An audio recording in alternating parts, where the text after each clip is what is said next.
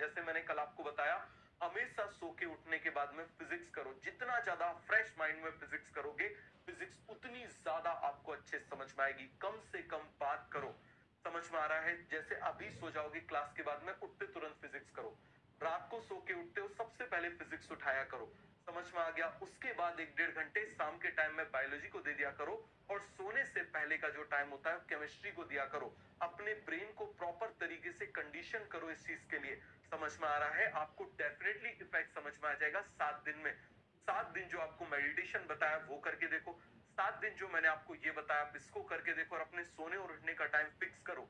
यदि आपके सोने और उठने का टाइम यदि बहुत वेरी कर रहा है, तो आपका लिम्बिक सिस्टम वेरी करेगा, आपका एमिगडाला हिप्पोकैम्पस आपका वेरी करेगा, जो आपके इमोशंस को आपकी सीधे मेमोरी को कंट्रोल करेगा।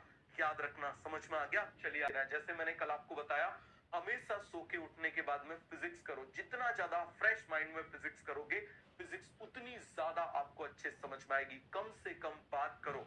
समझ में आ रहा है? जैसे अभी सो जाओगे क्लास के बाद में, उठते तुरंत फिजिक्स करो। रात को सो के उठते हो, सबसे पहले फिजिक्स उठाया करो। समझ में आ गया? उसके बाद 1-1.5 घंटे शाम के टाइम में बायोलॉजी को दे दिया करो, और सोने से पहले का जो टाइम होता है केमिस्ट्री को दिया करो। अपने ब्रेन को प्रॉपर तरीके से कंडीशन करो इस चीज के लिए। समझ में आ रहा है? आपको डेफिनेटली इफेक्ट समझ में आ जाएगा 7 दिन में। 7 दिन जो आपको मेडिटेशन बताया वो करके देखो। 7 दिन जो मैंने आपको ये बताया आप इसको करके देखो, और अपने सोने और उठने का टाइम फिक्स करो।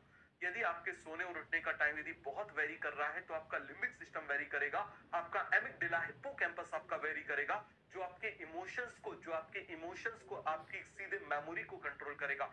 याद रखना। समझ में आ गया? चलिए।